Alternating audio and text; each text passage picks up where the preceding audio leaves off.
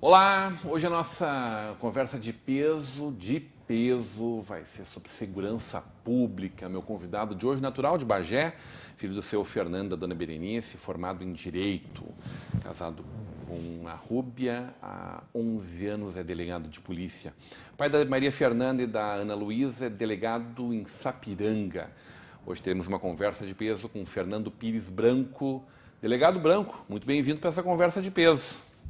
Boa tarde, obrigado por me receber, é uma satisfação estar falando contigo.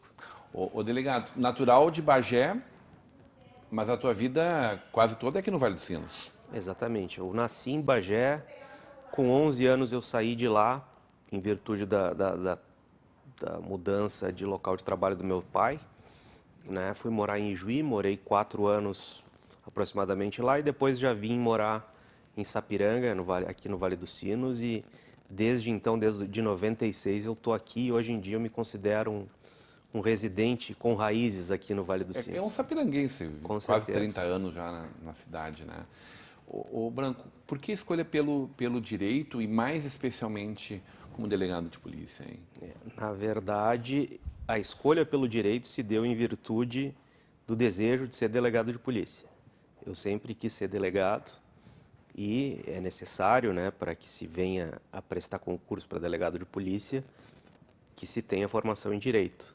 Então, a formação em direito já foi feita com esse intuito, né? Eu sempre tive essa vontade e consegui realizar o que eu pretendia. Isso vem daquela coisa de criança, assim, de gostar de brincar de bandido, de mocinho? Como é que é isso? Também. Já dizia quando era pequeno isso? Você delegado, você policial, você polícia? Quando eu era pequeno, eu queria ser militar. Mas conforme o tempo foi passando, né, a gente foi elaborando esse sonho e eu né, fiquei com a vontade. Mas sabia que era na segurança pública? Sabia que era na segurança forças pública. de segurança. Exatamente, sempre quis. Sempre foi meu desejo. Chegou a servir? Não servi. Bom, já não estava mais em Bagé. Se estivesse em Bagé, provavelmente teria servido. Sim, né? lá tem 5 quartéis, né? Difícil fugir disso lá, né? Exatamente, não tem como. O meu avô, por parte de mãe, foi militar, né? Serviu... Tua mãe é de Bagé, né? Minha mãe é de Bagé. Ele serviu a vida inteira, foi ligado ao Exército. Eu tenho uma tradição familiar, digamos assim, e era minha vontade. Mas daí, conforme o tempo foi passando, quando eu fui servir o Exército, eu fui passar pela inspeção médica e aquela situação constrangedora que ninguém sabe direito o que fazer. O encarregado lá perguntou: vocês que usam óculos aí, alguém é voluntário? Obviamente ninguém falou nada, e daí ele botou a gente para um lado e fomos todos dispensados, né? Então, não tive essa oportunidade. As pessoas que não passaram por as mulheres, principalmente, não sabem aquele momento, quão duro ele é para um homem, né? Sobretudo para quem não gostaria de estar lá. Mas para quem está assim, está tudo certo. Hoje em dia tem que pedir muito para conseguir entrar, né? De tão restrito que é o acesso. Né? Eu vejo isso também como que isso se dá também em virtude até da situação econômica, né? É verdade. Muita gente com 18 anos, 17 anos, que é quando se alista, e 18 quando se apresenta, às vezes não tem uma oportunidade no mercado de trabalho e vê no Exército um emprego. Então, muitos que servem têm essa motivação, além da vontade, além do desejo. É verdade. Então, tem que se realmente querer muito hoje em dia. 11 anos como delegado, Branco. 11 anos. Passaste por Dom Pedrito, tua vizinha lá de Bagé. Né? Exatamente. Três Coroas e já há mais de 7 anos em Sapiranga. Isso. Foram as 3 cidades que eu trabalhei.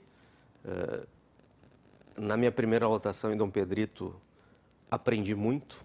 Né? Muita gente fala, Dom Pedrito é longe. Para mim foi excelente, foi uma experiência excepcional.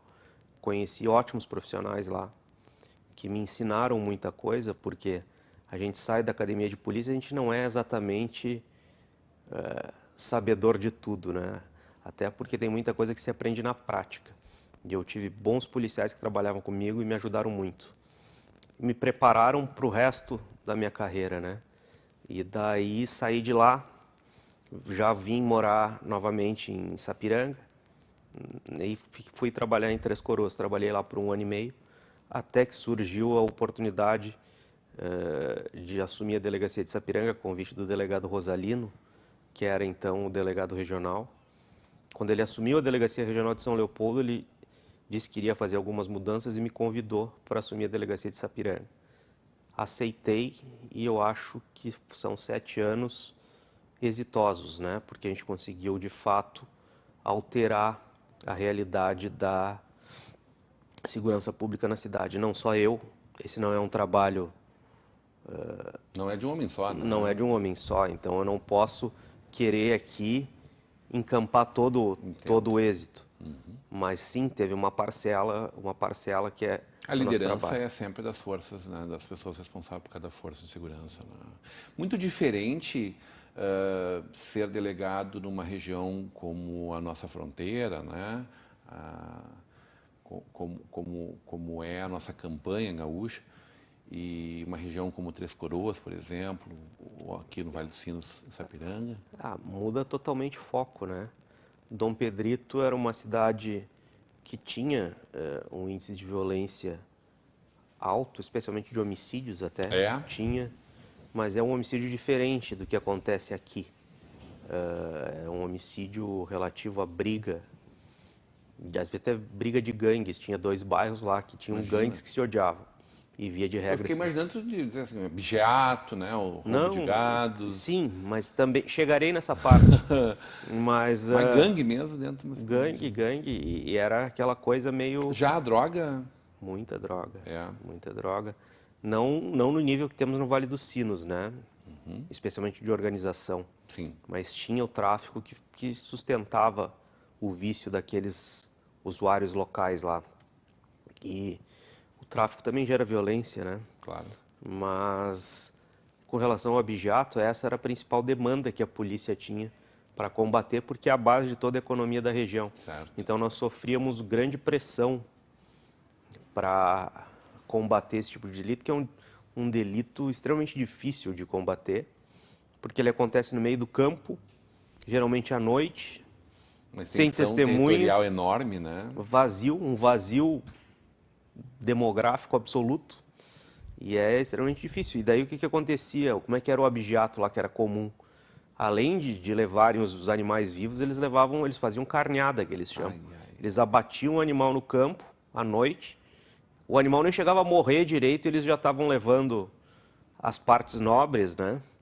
E isso era um problema, causava, além do óbvio sofrimento do animal, tem a questão econômica que isso gera para o produtor rural, né? Então era uma pressão grande. E aqui, por sua vez, é uma realidade completamente diferente, né? Nós temos uma região que, infelizmente, tem uma atuação grande das facções criminosas, o tráfico de drogas é muito forte no Vale dos Sinos.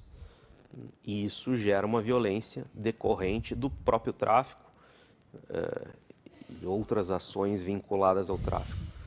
Então, aqui é uma criminalidade diferente, né? Mas, por exemplo, Sapiranga, em 2014, 1 ano antes de eu chegar lá como delegado, enquanto eu só era morador, teve 28 homicídios e 3 latrocínios.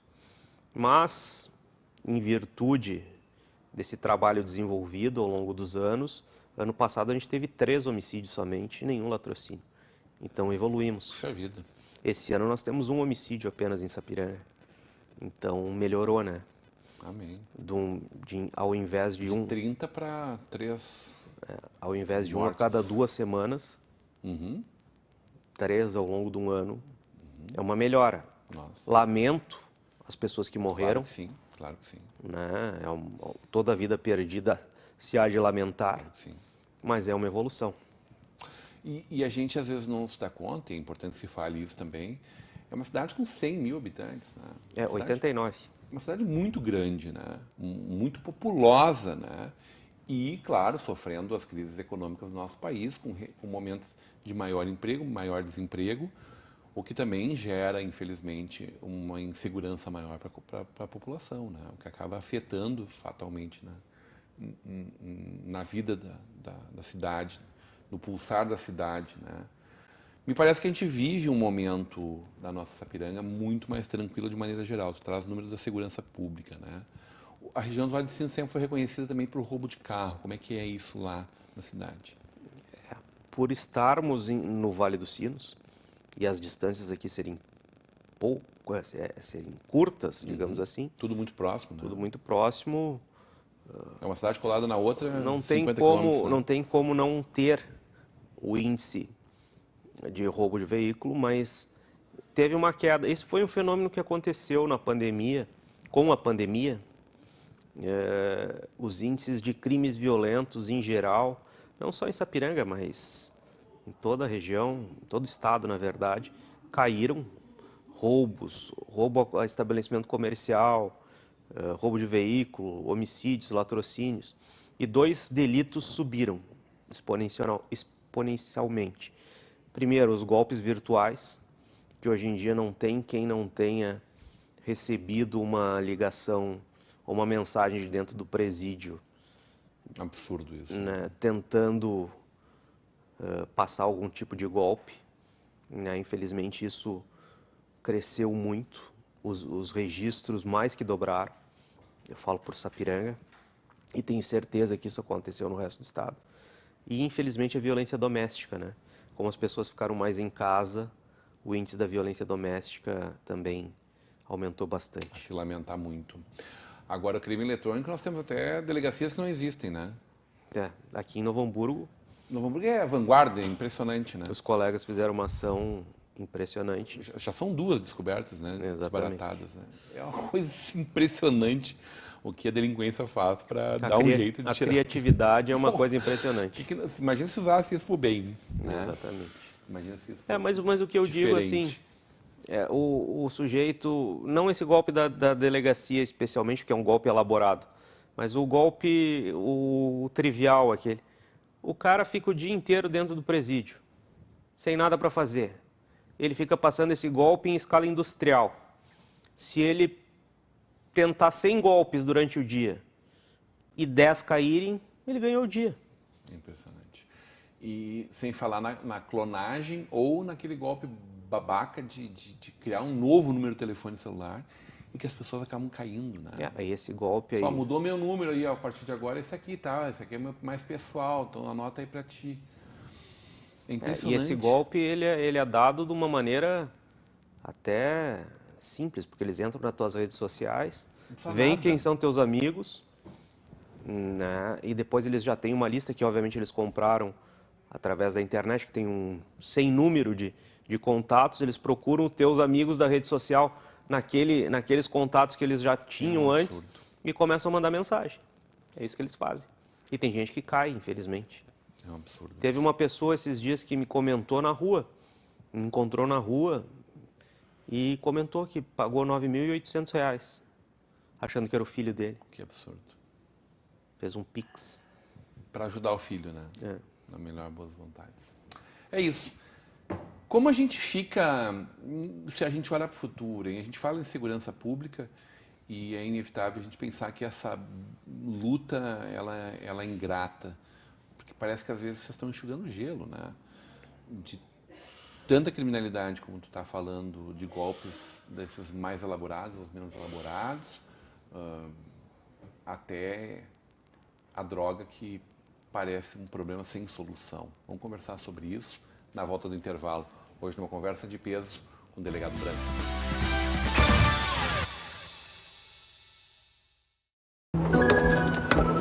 Quando o assunto é investimento, quem não se sente meio perdido?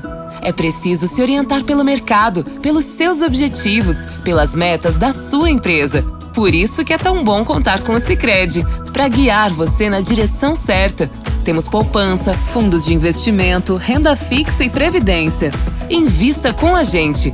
Sicredi, aqui seu investimento rende mais do que dinheiro.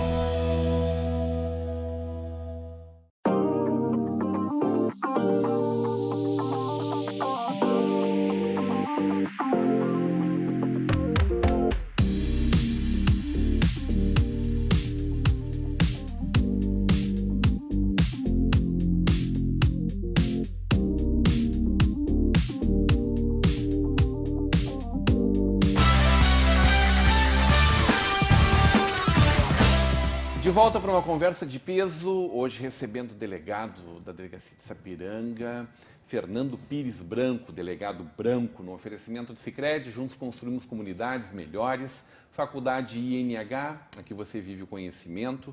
Mercator Feiras e Eventos, a gente tem encontro marcado no Serra Parque em Gramado em novembro, na 0 Grau. E o apoio de Lookfair Fechaduras e Acessórios. Delegado, a gente conversava um pouco sobre a tua chegada à segurança pública, né, a Polícia Civil, sobre a tua trajetória dentro da polícia, sobre esses crimes que a gente viu diminuir em grande parte na nossa região, felizmente, na tua Sapiranga, felizmente, mas a droga continua sendo um problema gravíssimo, né? Tu fala do crime organizado e ele está diretamente ligado a esse submundo, né?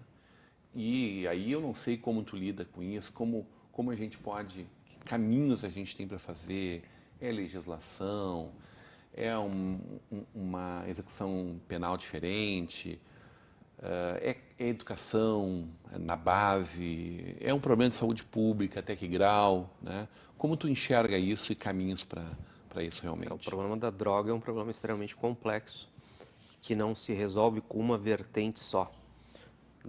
Olhando do prisma da segurança pública, a repressão ao tráfico tem que ser inclemente, na minha opinião.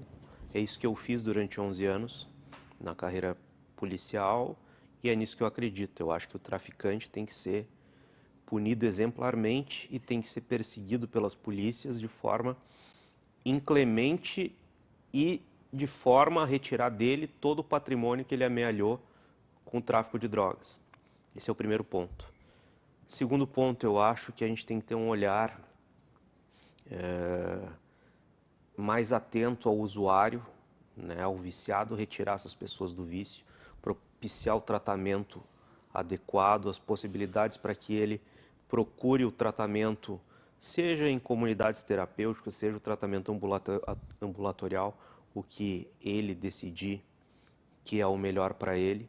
Porque cada pessoa que a gente retira do vício das drogas, a gente enfraquece o traficante. Então essa é uma perspectiva que a gente tem que analisar com cuidado. O Estado tem que propiciar essa possibilidade para quem quer sair desse mundo das drogas.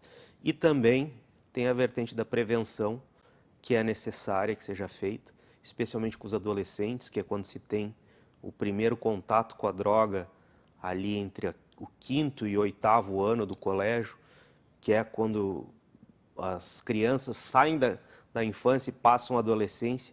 É ali que tem que se focar os principais esforços de prevenção para evitar que se tenha o contato precoce com a droga e que se criem novos viciados. Essa é a minha opinião. Delegado, tu estás te preparando numa campanha, numa pré-campanha hoje, para disputar um cargo eletivo em outubro desse ano, né? Como tu és pré-candidato a deputado federal.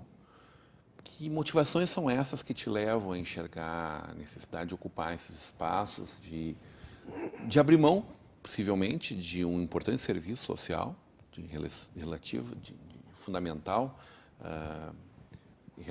importância social, que é a Polícia Civil, a repressão, né, e o cuidado da nossa população, em troca de um outro caminho que também busca, de maneira geral, o bem comum, né? Que conta tu faz para chegar a pensar assim, se eu posso contribuir ainda mais para a nossa comunidade, para o nosso Brasil, ocupando um espaço no poder público, como deputado federal, por exemplo? É que a verdade fora da política não há salvação, no sentido que o único caminho para se melhorar a nossa região, o Estado e o país é através da política. Se as pessoas bem intencionadas não se envolverem na política, nós vamos permanecer com os mal intencionados lá. Não tem cadeira vazia na política, né? Alguém Exatamente. vai sentar e ocupar espaço, né? Então, a gente escolhe quem vai estar lá, né? Quem deseja trabalhar pelo bem comum, como eu desejo, né, tem que se envolver na política. Né? Não tem outra forma. Tem mais gente, imagino que mais gente apoiando, claro, mas Tem muita gente dizendo assim, para que tu vai te meter nisso, Branco? Muita gente, inclusive da família. Família também dizendo, ó, Não. tem certeza disso? Não a minha esposa me apoia incondicionalmente, mas outras pessoas, né, falaram comigo, mas para que tu vai te meter nisso? Eu vou me meter porque eu quero fazer mais do que eu faço. Né? Eu acho que posso fazer mais do que eu fiz até hoje. E a verdade é, o local onde tudo se decide nesse país é em Brasília. Né? Então, a gente tem que estar lá. A nossa região precisa de um representante. Né? E eu acredito que tem que ser pessoas com novas ideias, novos valores, que consiga fazer uma nova política. Esse é o nosso objetivo. Além da segurança pública, que me parece óbvia, né, como uma pauta premente tua, pela tua experiência de vida, que mais tu enxerga como temas importantes para levar a Brasília, para discutir em Brasília? Claro que o deputado, quando se elege, ele vira decisor de todas as pautas que estão sendo discutidas no Congresso Nacional, né? Mas quais são as ações que tu acredita que tu deva levar lá como discussões importantes para o nosso país? Obviamente, a minha pauta principal é a segurança pública. Eu sou um homem da segurança pública, trabalhei a maior parte da minha vida nisso, então não há como fugir desse tema, né? Mas, além da segurança pública, eu vejo essa questão que a gente comentou agora há pouco das drogas, né? De um olhar mais direcionado também ao tratamento e à prevenção. Isso é uma pauta importante, uma bandeira importante. Sem dúvida. Né? Que conversa com a pauta da segurança pública. Né? E, por convicção, eu sou uma pessoa de centro-direita. Então, todas as iniciativas que tiverem no Congresso Nacional que visem retirar o peso do Estado dos ombros de quem produz, vai ter o meu apoio.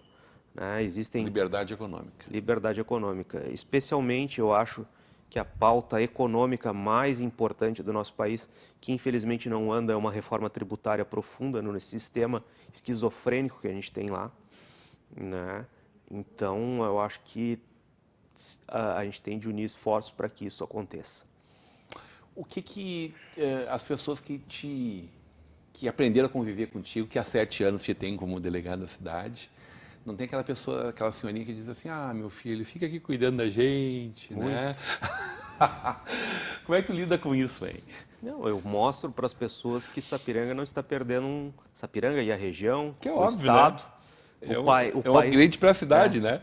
Não está perdendo um delegado, está ganhando um deputado.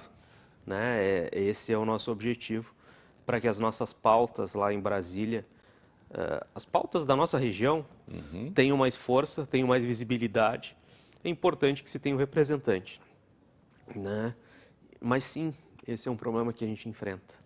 Como é que tu vai lidar com questões importantes que também fazem respeito diretamente ao dia a dia da política daí, como as questões que envolvem essa pluralidade de partidos políticos, mas mais do que isso, a gente tem um problema gravíssimo que precede isso. Para mim, não é um problema de quantos partidos a gente tem, é de quanto dinheiro público está envolvido em tudo isso. Né?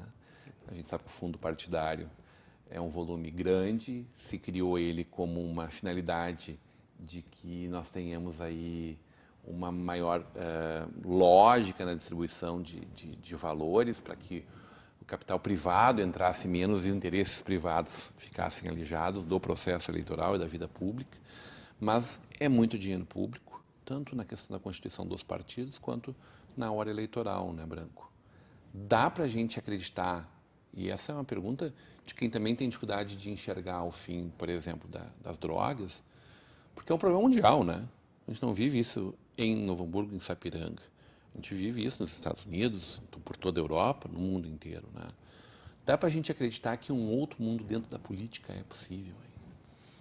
Eu acho que é possível quando se substituir as pessoas que estão lá e que não trabalham, não honram o mandato que têm. Né? É necessário que se troque as cabeças para que a política como um todo melhore. Né? Mas, infelizmente, a gente há de ter a plena consciência que o Congresso Nacional é, de fato, na minha opinião, a representação da nossa população, né? Então, Mas o sistema político não está preparado para te acolher. Ele, pelo contrário, ele está preparado para reeleger quem está lá, né? Essa lógica é muito perversa, né?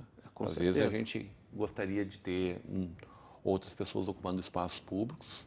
Acho que todos nós queremos que o mundo seja melhor. Acho que ninguém entra. As pessoas também não vão para lá para querer um mundo pior, mas olham muitas vezes mais para si do que para a comunidade que elege elas. Até porque vamos ser transparentes na distribuição dos recursos do fundo eleitoral. Quem tem mandato recebe uma fatia muito maior do que quem não tem. Mas quem determina isso são os partidos, né? Exatamente. Então, por exemplo, o deputado que vai concorrer à reeleição recebe uma quantia 2 ou 3 vezes maior do que quem nunca concorreu. Além de toda a máquina de emendas parlamentares que comeu solta nos últimos 4 anos. Então, o sistema se retroalimenta, né? Ele é desenhado para perpetuar no poder quem lá já está. Mas eu acho que a gente tem que tentar furar esse bloqueio. Temos que furar em primeiro lugar, né? E fatalmente alguns de vocês conseguirão chegar lá, né? Quem sabe. E não é aquela coisa assim acho que a gente sempre tem que cuidar muito quando a gente fala da política não, né? Não, política sim, vamos envolver mais, vamos engajar mais, política é bonito, é onde se decide o futuro da nossa nação, onde a gente pode determinantemente mudar a vida das pessoas, né? Então, política sim, vamos fazer boa política, essa é a diferença, né? Que a gente consiga que pessoas como tu consigam acessar esse sistema e subverter a lógica. Em que pese nós temos excelentes representantes, tanto no governo do Estado quanto no governo federal, né? Mas que a gente possa continuar evoluindo como sociedade, né? Verdade. Sucesso para ti na tua construção, na tua caminhada.